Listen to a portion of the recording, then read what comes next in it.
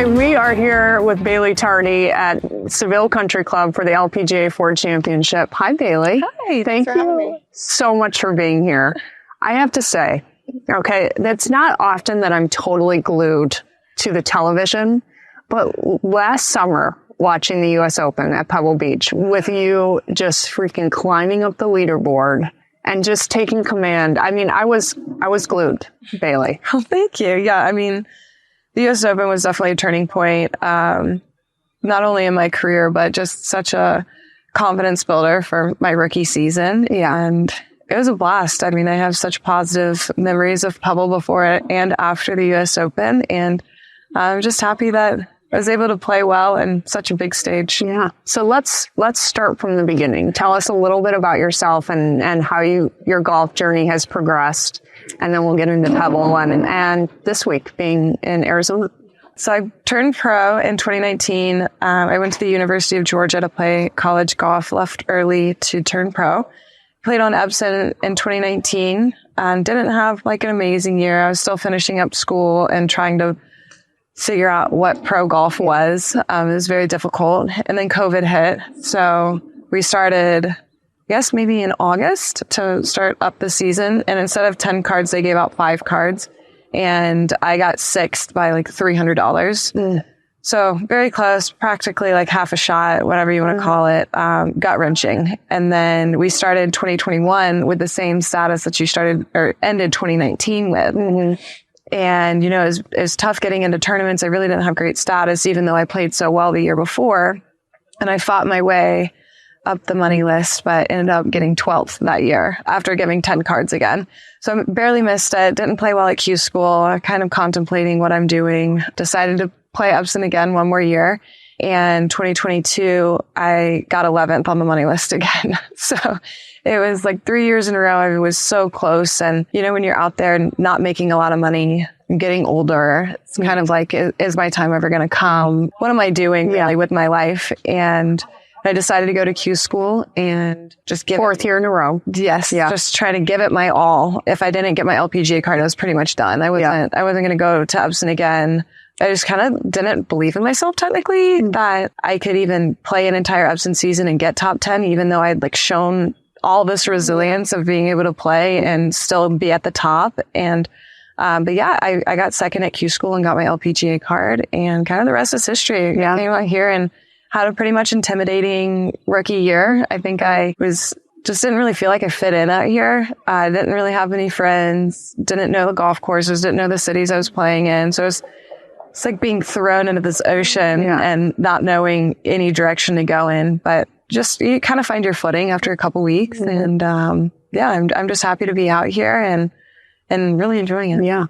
Let's go back to that final 4th time you went into Q school. Like, what was telling you, give it one last shot? What about your game? I'm sure you had coaches, family members encouraging you to keep going. And golf can get so hard and so frustrating that, you know, you just want to give up sometimes. So what about your golf game made it, I can still do this, so let's give it one last shot?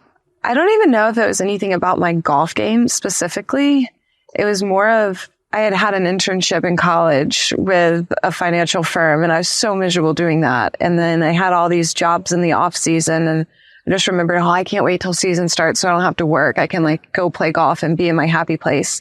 And so I think I channeled all of that of what I don't want to be doing off the golf course to play well. And I don't know. I really trusted in my game. I worked so much harder heading up to Q school and just figured out what all my weaknesses were from years prior. And I mean, it was 8 rounds over 2 weeks when I made it through, and it's a marathon. It's so exhausting mentally, physically, 3 different golf courses. And I just made sure that I was 100% prepared. And I don't think I really prepared myself in the best ways years prior. Yeah. So what in those 8 rounds in 2 weeks, was there probably in the last round or maybe second to the last round, was there a shot? Was there a moment? Was there a golf hole that you felt the pressure, felt like I'm close. I gotta get this done. That you really made the shot, made the putt. Kind of. I guess the way Q school is for, I mean, I'm sure I don't really know how it works on the PGA Tour, but it's really, yes, the top whatever, get your card, but you want to be at the top of the category to get into all of these events. So if you're finished 20th, then the person who finishes 5th has better status than you. So you want to finish as high up as possible. And so I just kept that mentality of, okay, I might be inside the top 25 or the top 45, but I want to win this. I want to be up there, and I want to have the best opportunity to play LPGA events if I'm going to have my card. And if you finish 45th or towards the bottom, I mean, you might not even see an LPGA event out here. You have membership, but it's very hard to get into a tournament. And I just didn't want to be on the fence of, oh, do I go play Upson, but I have my LPGA card, but I'll get into all the Upson events. Do I go play Mondays? It's just very, very gray area. And I kind of use that as my motivation. If this is what I want. If I want to do it, I better do it. Yeah. And I don't know. I didn't try not to think about it all week, but I think the last day after the first 9 holes, I was like, okay, you can calm down. Like, we just need to make some pars. Yeah, you're exactly. Good. Yeah. I think I shot 7 under on my last 18 holes. Wow. And after I walked off the green, my parents came down and surprised me with my dog. Oh. And they're like, you just shot 7 under after like an 8-round marathon. What are you doing? And I was like, I don't know, but I think I got my card. So.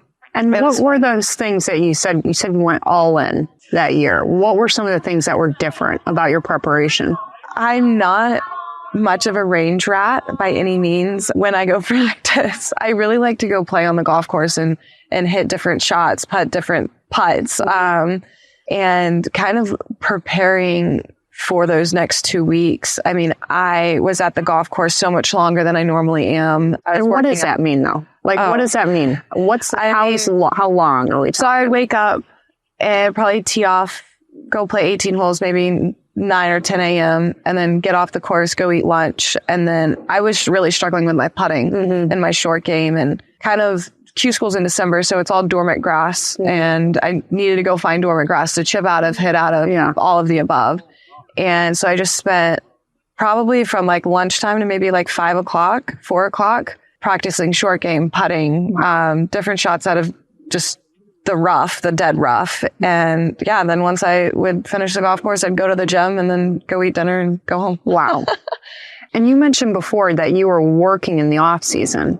I guess I just never thought there was an off season, when you're really trying to get on tour. Yeah. So you were just getting regular 9 to 5s? I worked at a brewery.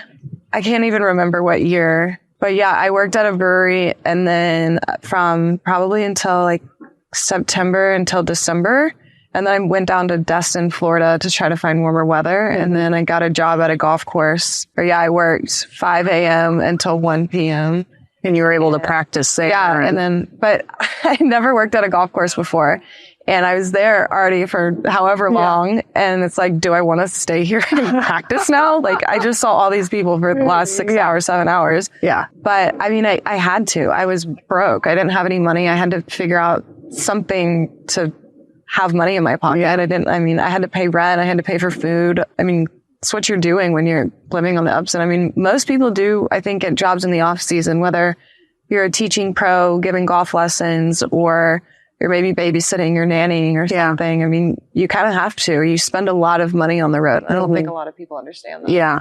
What are some things that while you're traveling that help you save money? I know there's host homes and stuff like what helps? Because I can't even imagine the amount of expenses you guys have. Yeah, definitely host housing. Hotels probably are your biggest expense throughout the week. Out here, I have the families that I connected with on Upson that I'll go stay with, but I don't really stay at many new host houses nowadays. But when I was on Upson, I was pretty much housing every week. Saving, I mean, you probably save $1,000, $2,000 a week doing that. Especially on Upson, I would share rental cars. We'd drive to events, cook meals. We'd get a bunch of girls together and cook meals. It's always cheaper than going out and eating at a restaurant. But eating, dining, maybe trying to take dining to go to eat it for dinner. Yeah. You just find all of the ways to save money and live the cheapest way you can. Absolutely. All right, let's fast forward. So into your rookie year, you said it was kind of like you felt plopped into it. You didn't know anyone. You're trying to get your fitting and what the routine looks like. Tell us a little more about your first couple events, your rookie year leading up to Pebble Beach, the U.S. Open. Yeah. So the first event was at Superstition. It was Drive On. Oh, yeah. And almost, a year ago? Mm-hmm. Yeah. And it was a golf course I'd never seen before with all these people I'd never seen before. And the previous years, I've been playing all these golf courses that I've seen for the last 4 years in a row. Yeah. And then I'm not in the pro-ams because I'm a rookie. Typically rookies aren't really in a pro-am. So I have Monday and Tuesday prepare for the golf tournament. Whereas on Epson, I had Monday, Tuesday, Wednesday. I'm in the pro-am on Thursday and then the tournament starts Friday. Yeah. So I have so much more time to prepare. And I think I was overwhelmed with how fast paced everything was because I thought I had a handle on how tour life was. Then you get here and it's like one less day and then you're not in the pro-am. So it's 2 less days of seeing the golf course. So it took me quite a while to figure out what my weekly preparation was to be 100% prepared for each event. Yeah. And again, they're all new golf courses. And I think that's probably the hardest part of your rookie year is just all of these new courses and not knowing like where to miss it or what the greens do or how the golf course is going to play. Whereas the girls that have been out here for years, they have all of that extra knowledge and kind of upper hand on you. Mm-hmm. And so this week, this is their first time playing at Seville Country Club. So walk through a typical Monday, Tuesday, Wednesday then now that you've figured it out. It's your second year on tour. Yeah. So how does your schedule look like? I'm sure it's even different since you won 2 weeks ago. I mean, I'm sure it's been a whirlwind since that. It definitely has. This week technically is a little different. I missed the cut last week, so I came in early. I came down on Saturday, and then I ended up playing a practice round on Sunday, a hole 18. Usually, I like playing fast practice rounds, and if you play 18 holes Monday, Tuesday, it's going to be pretty slow. Yeah. I kind of just like to get my stuff done and get off the course, go do something else. But yeah, so we played 18 holes Sunday. And then my caddy and I kind of had a wild hair. We went skydiving yesterday morning. Okay, I'm so glad you brought it up because I saw that. And that was going to actually be my icebreaker for the interview. Yeah. So, okay. So you play 18 holes on Sunday and you say, you know what, F it. Let's go to Eloy. And let's go skydiving. Yeah. You got to tell us about it. I don't know. I've been before. My caddy hasn't. And we had talked about it at some point. I mean, we spent hours and hours together. And I was like, well, we could probably go in Phoenix. Like, I know some people why not? He was like, are you being serious? And I don't know. I just kind of threw it out there in the air and then messaged, one of my friends that works at Skydive Phoenix. And he was like, yeah, for sure. We'd love to take you. And they worked it out and the weather was good. Obviously, does it have to be a certain day? Okay. I think it just can't be windy. Okay. Something with the wind and the parachute. Maybe you want that to go out. Yeah, exactly. But we had a blast. We jumped at like 15,000 feet yesterday, maybe a little over. That's 15,000 feet more than I would want. I know. We came back to the course. So we jumped in the morning and then just drove straight to the course. And the clouds probably weren't as low as these. We were like, David, we were just above the clouds. We just jumped above the clouds.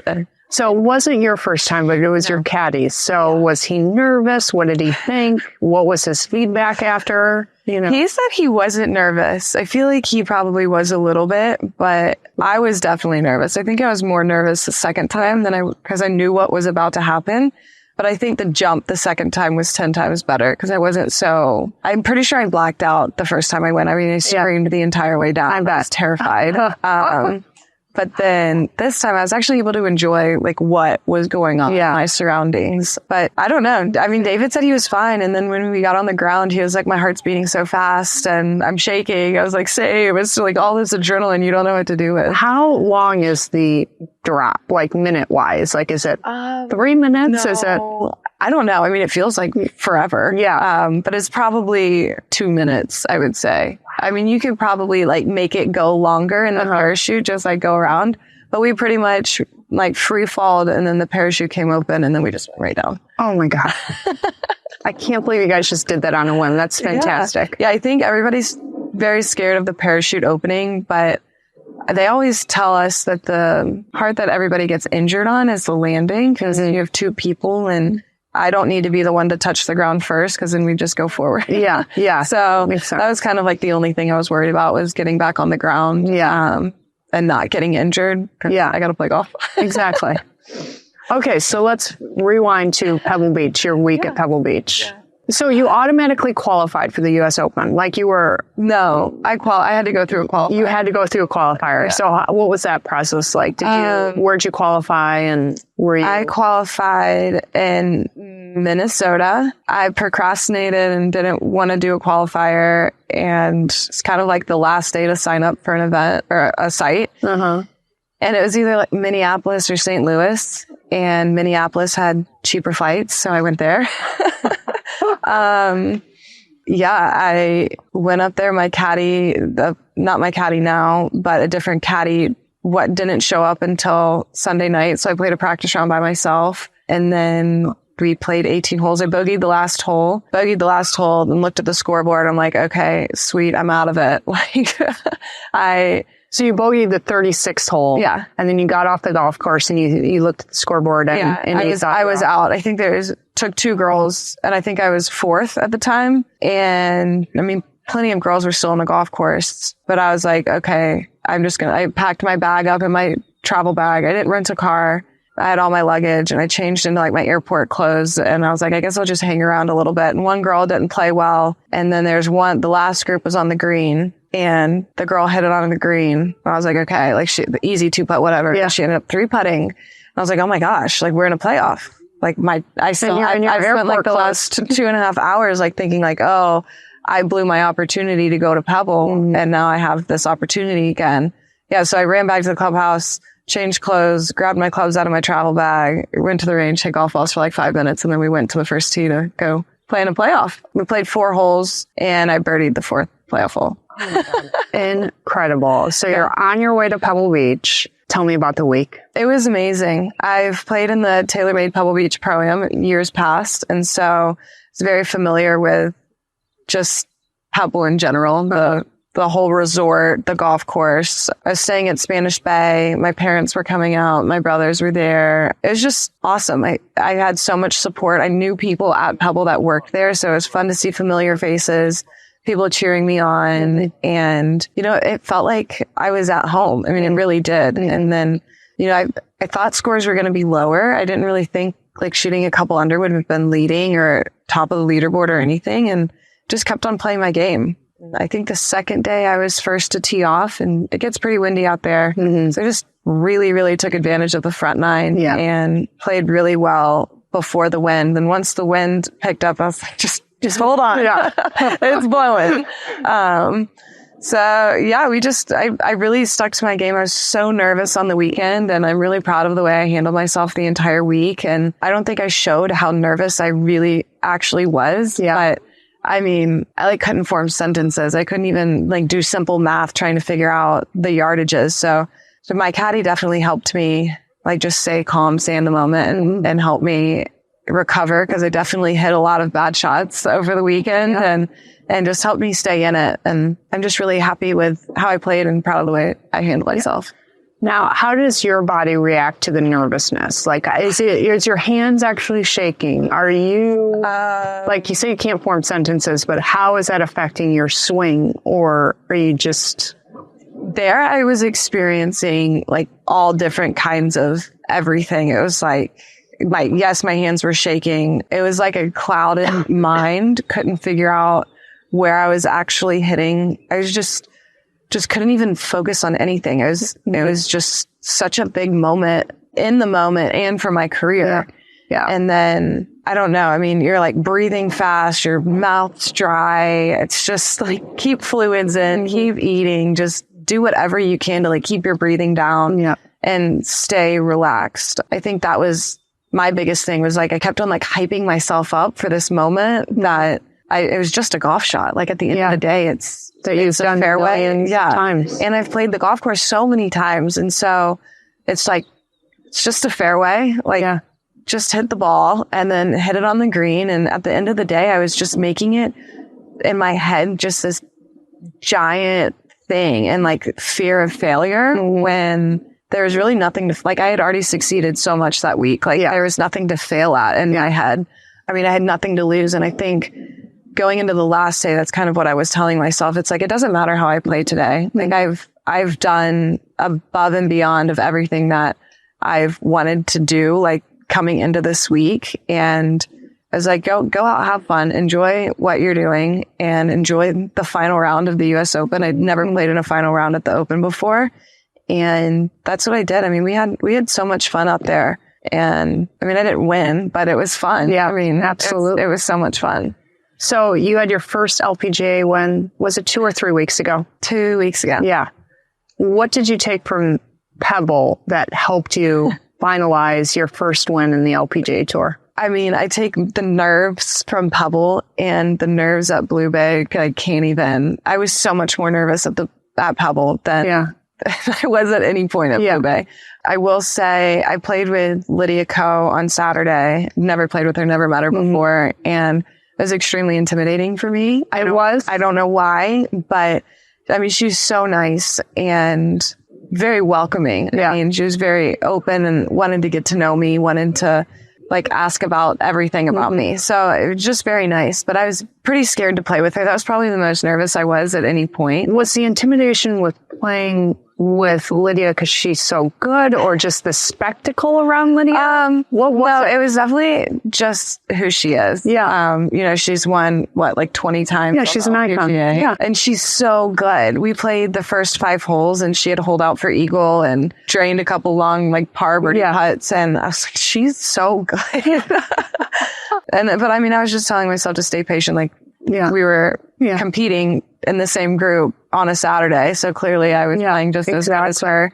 Yeah. And then we ended up I think we both shot 6 under that day, and we were paired together the next day in the final group. And honestly, I thought she had it in the bag. I mean, it was she needs one more win to be in the Hall of Fame. She's won 20 events. I've never won one. Yeah. I'm like, this is clockwork for her. Yeah. She's gone through this so many times. Yeah. And it should be easy for her. And then, I don't know, I just had probably the best ball striking day of my career. And I was playing so well. And I don't know, somehow won. That's magical. I love it.